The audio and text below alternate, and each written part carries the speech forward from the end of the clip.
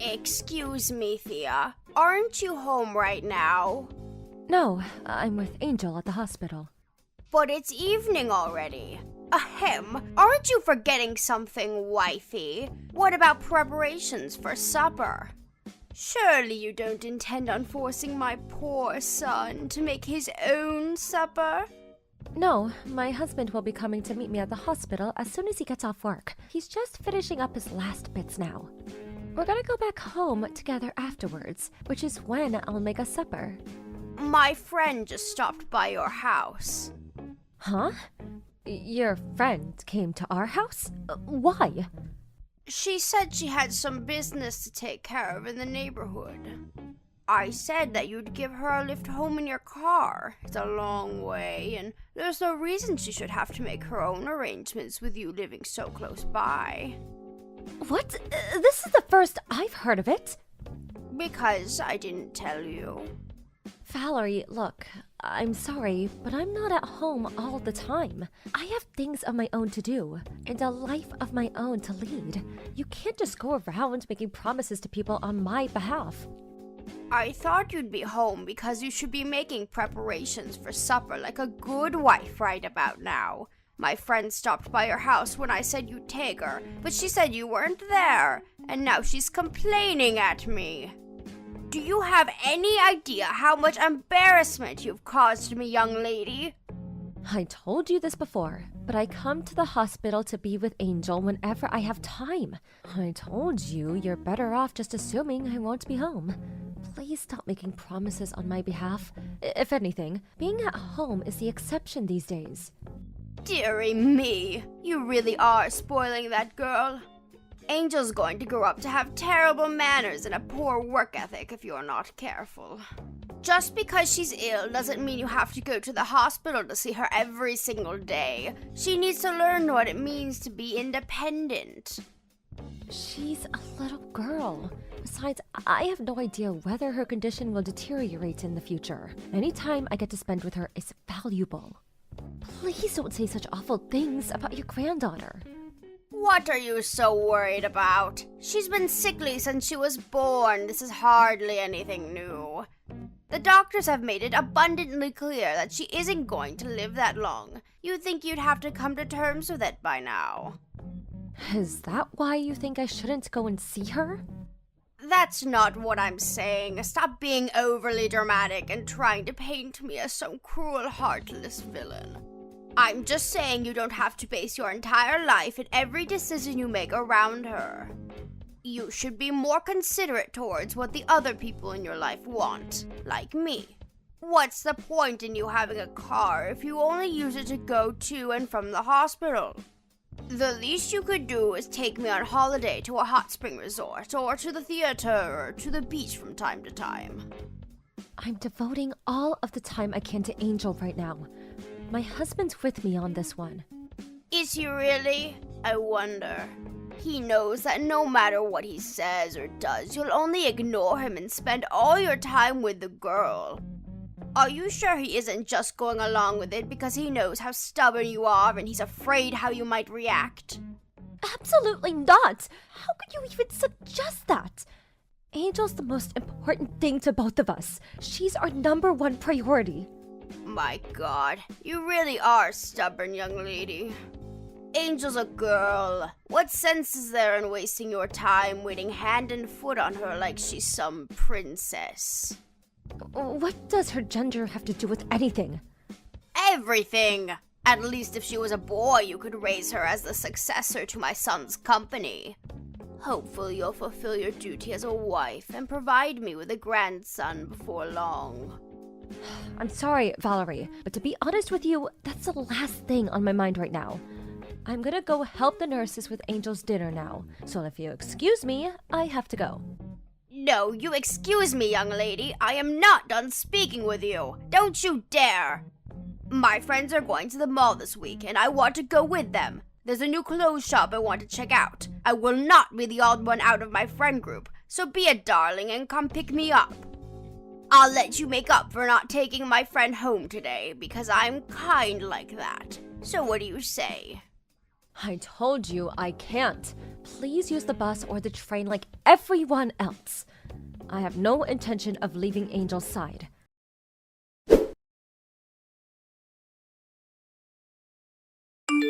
Thea, listen to this. You're never going to believe it. My favorite singer, Lady Gugu, is performing in Peepsville next week. You know, the next town on from ours. Apparently, she's holding a huge concert out on the fields of a local business faculty. You'll be a darling and take me, won't you? Valerie, I know David told you about how Angel's health is taking a turn for the worse lately. Why would you ask me this? Yes, he said she could die at any moment. So what? Oh my god. How could you say that? Are you seriously asking me to take you to some stupid concert even though you know how things are with her? It's next week, so you have plenty of time to make arrangements. And Lady Gugu is not stupid. How dare you? Stop being awkward, young lady. It's not like I'm asking you to drop everything on the spot and pick me up right now, is it? Jeez, lighten up. Even so, I don't think it's appropriate for you to ask me this now. So when will it be appropriate? Am I just supposed to wait around forever while life passes me by? How many times have the doctors told you Angel's in a bad way by now? I lost count. I'm sure she'll be back to normal within 2 or 3 days. We don't know whether she will or she won't. That's the point. Would you just stop this already? I'm stressed out enough as it is. Wow. Why do I have to take this from you? Why are you getting mad at me all of a sudden? You have severe attitude problems, young lady. Because this isn't the kind of thing you ask someone when their daughter is in the hospital bed and might not make it. Me and David have been sleeping by her bedside at the hospital all week. Not my problem.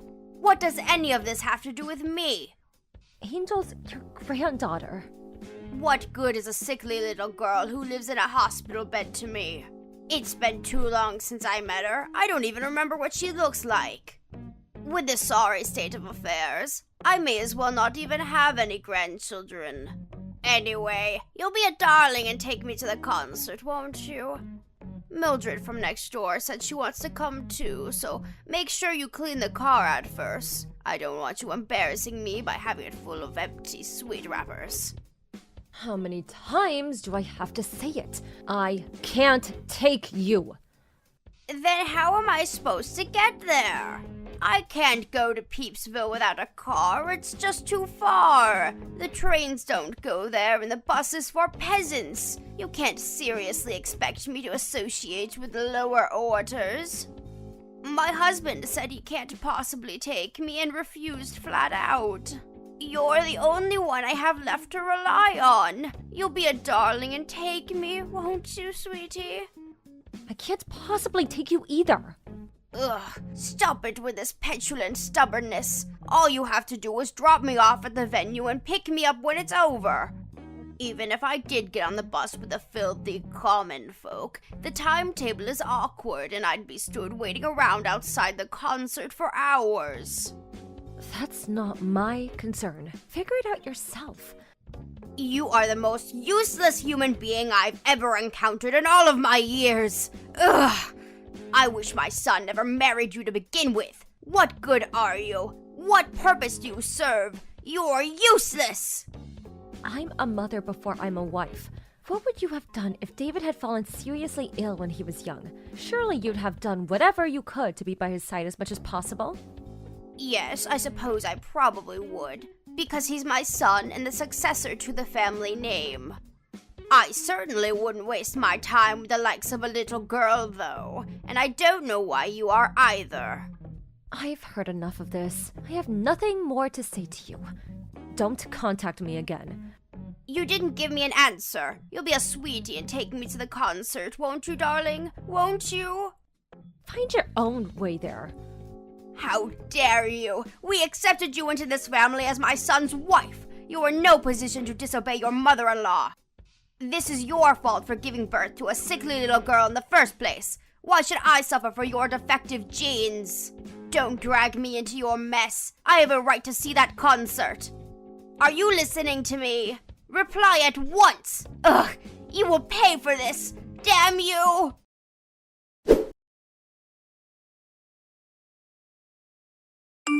Thea, I just heard the news from David. What happened to Angel is so terribly unfortunate. I'm so sorry. Right. Don't let it get you down, sweetie. You can just have more children. Right? Right? Let's get to work on the next one. Excuse me? You heard me. Wait, you don't plan on giving up on having children because of this, do you? You can't do that. You still haven't had a son. I'm not thinking about that sort of thing at all right now. Angel just died. I know that. That's why I'm trying to cheer you up. How could you even say anything like that? You're despicable. You're the worst. Yes, I can tell you're very emotional right now, sweetie. It's okay. Anyway, you need to get work on conceiving my grandson as soon as this funeral is over with. Lord knows that's the only thing you're good for. I told you, I can't bring myself to think about that sort of thing right now. The funeral isn't even over yet. Duh, I know that, moron. That's why I very clearly said you need to get to work on conceiving my grandson after the funeral's done with. I'm not telling you to do anything now, am I? You need some time to grieve your daughter. It makes no difference. Oh, there is just no talking to you. Why is everyone being so depressing about this? You think Angel would want you to be all gloomy and miserable? I won't be wasting my time by going to the funeral or the cremation. If this is your attitude, I have no interest in associating with you. You're rude, you're disrespectful, you're insolent, and you're just downright unpleasant. I'm ashamed to call you my daughter-in-law. I see. You've made how you feel towards me very clear. If you find me that pleasant, I'd rather you didn't come to the funeral. These last few years have been so difficult for me because of that sickly daughter of yours. Angel this, Angel that. She practically had the whole family under her spell. She even stole my own husband and my son. Neither of them ever had the time of day for me where she was concerned. And obviously you were never willing to help me with anything. You wouldn't take me to see my friends, you wouldn't take me shopping or out on date trips. You all neglected me for that damn kid. Not a single good thing has happened to me these last few years, and it's all because of her.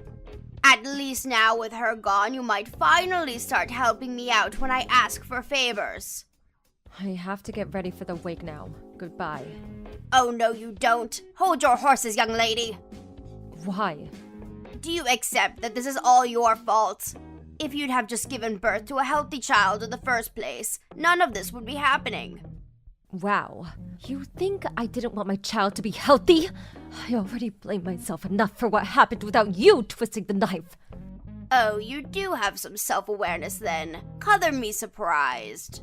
Just make sure it doesn't happen again. This family's been through enough because of you. Why don't you just try producing a healthy child next time?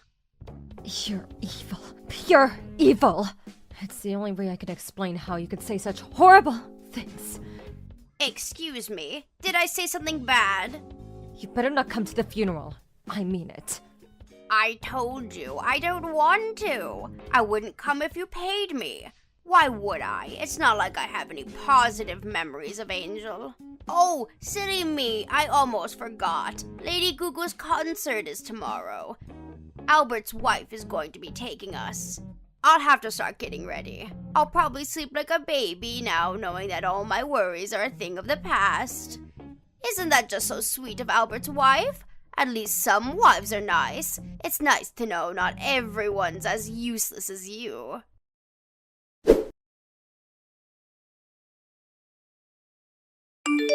It's been a while, Thea. Yes, it has. Can't you even say hello to your mother-in-law properly? You're not still down in the dumps over what happened, are you? Her funeral was a whole month ago now, sweetie. It's time to move on. You can't dwell on the past forever. It's not what she'd want. Yes, it's still only been a month. Her body's still barely cold, and you dare tell me to move on. Stop being so dramatic. Surely you're at least feeling a little more level-headed than you were immediately after it happened. I hope you are, because it's time to get to work soon. I do hope you won't let me down again. Good luck, sweetie. I have absolute faith in you. What are you talking about? My grandson. Hurry up and show me my delightful grandson's cute face. Angel was never your grandchild as far as you were concerned, was she? Obviously not. Not only was she terribly sickly and frail, but she lived in the hospital, and that's not even to mention the gender. To be frank, I consider her to be unrelated to me from the moment I learned she was a girl. Anyway, forget all that. It's time for you to start focusing on popping out the next one, young lady. Make sure it's a boy this time, no matter what. There are some things you just don't say. You have no idea what it means to be a decent human being, do you? Part of me didn't want to accept that my husband's own mother could be such a despicable piece of crap. But there's no denying it. You're beyond saving. Excuse me? You still didn't notice, did you? No one wants anything to do with you anymore. When's the last time you saw your husband? Huh? Now that you mention it, I haven't seen much of him at all over the last few days. He said he wouldn't be home for a while because he's busy with work. He's still not home, is he? So what? We all go through busy periods. If he has work, he has work. It can't be helped. He always did go away on business a lot. I'm used to it. What are you getting at here? It's not unusual for him to be out of the house for days and weeks at a time. Your husband left you. He's currently making preparations to divorce you. What are you talking about? That's crazy talk. You're twisted. Don't even joke about that kind of thing, young lady. It's the truth. He gave me permission to tell you everything I'm telling you now. Why on earth would my husband divorce me? We've been together for 30 years, I'll have you know. 30 years! That's nearly longer than you've existed, you little witch! Why? Because of your attitude towards Angel. You refused to have anything to do with your own granddaughter purely due to the fact that she was a girl. You made fun of her for being weak and sickly. You refused to visit her in the hospital even once before she died. You didn't even go to her frickin' funeral. You just couldn't overlook the way you acted towards her, no matter how hard he tried. Why would my husband divorce me over the girl? It was hardly my fault she was so weak and sickly, was it? This is exactly the kind of attitude he couldn't tolerate. Your husband loved Angel more than anything. He spoiled her rotten, was always coming over for visits and buying her gifts. He warned you about the way you were acting countless times. He wanted you to change. I was even there when he did it sometimes. Please, won't you just speak a little more respectfully towards your granddaughter? He tried, but it was useless. What are you saying? That I should love my grandchildren no matter what? It's hardly my fault she was so unlikable. Why should I be punished? I'm not necessarily saying you had to love her unconditionally. But it would have been nice if you at least didn't pick on and make fun of her for having an illness. Or make mean-spirited, disparaging comments about her whenever you felt like it, when you knew full well that she could hear you. You're free to think what you'd like to think about people within the confines of your own mind. That doesn't mean you have to say every little nasty remark that pops into your head when you know damn well no one wants to hear it. I can't help being honest. I say what's on my mind. What's the problem with that? The fact that you don't even seem to understand why everyone's sick of you probably has something to do with why you're being divorced.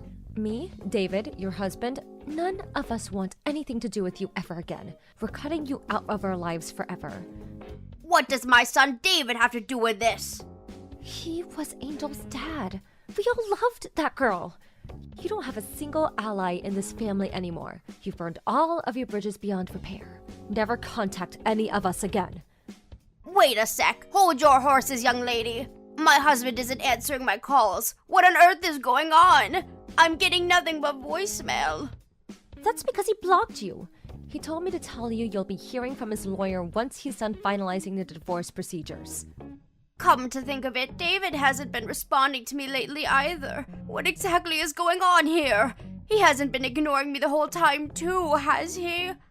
Yes, I was also considering blocking you myself, but I couldn't resist the urge to be the one to tell you about your family abandoning you. I can't deny that this all has been very satisfying. I'm glad I didn't block you. I also wanted to let you know that this is all 100% your own fault. I'll never forget how you were absurd and victimized me. Thea, please, wait, this is all going too far. Just hang on a moment. I'm sorry, please. Will you tell my husband and son I apologized? Tell them to unblock me. I'm begging you. Like hell I'm telling them that. Anyway, even if I did tell them, it wouldn't change anything. They didn't block you because I told them to. They blocked you because you're toxic and poisonous, because you're evil, malicious, and mean-spirited. If there's something you desperately need to say, I suggest you tell it to the lawyer your husband hired.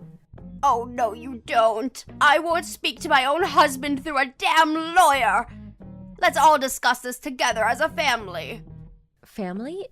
Oh, that's funny. You seem to be making a misunderstanding. Because not a single one of us thinks of you as family anymore. Stop speaking to me like that. I am your mother-in-law. That still makes me your mother, young lady. I never thought of you as my mother-in-law, even from the beginning. What? I mean, come on, why would I? The bullying started as soon as I married David and we moved in together. You mocked and ridiculed me. You insulted my daughter because she was born with an illness. You looked down on both of us. You made me feel worthless for not giving you a grandson. In-law or not, someone who treats me and my family like that is no mother of mine. That's fine by me, though. After all, you never acknowledged Angel as your granddaughter, did you? Why should I acknowledge you as my mother-in-law? I'm free to think what I like of you. Thea, I'm so sorry. I can't apologize enough for my horrible attitude towards Angel, really. I feel terrible about everything. Too little too late. Angel's never coming back. I'll never do anything like this again, I swear. I'll think about my behavior. I'll change. Please, just give me another chance. You're free to think about your behavior and change. And honestly, I hope you do. But you're not getting another chance. We mean it when we say we're washing our hands of you. You're not our problem anymore. I hope you use this as a lesson and become a better person. How am I supposed to live without my family? My husband's divorcing me. And my David cutting me out of his life forever. Oh, the horror. I can't do this, Thea. Please, I'm old and frail. Please don't do this to me. I'm begging you, Thea. I'll do anything. Help me. I'll do anything. If you'll really do anything, then forget about us and leave us in peace and lead our lives without you. You don't deserve our help, and you're not getting it, so just give up. You're nothing but a stranger to us now.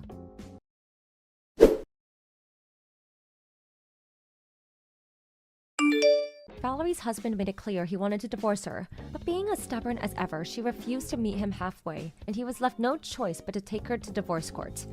Now, this is quite ironic for someone who has harped on so much about womanly duties, but apparently she never did the housework and she was always out drinking with her friends.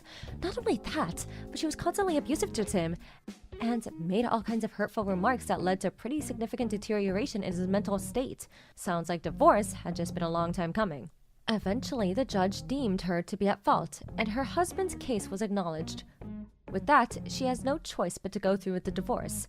Last I heard, she was living alone at the house she was awarded as part of the alimony while looking for work to support herself. As far as I know, she never had a job in her life, so things could get difficult for her. David and his dad told the whole family about her behavior, and when word made its way to her group of friends, she became a sociopath.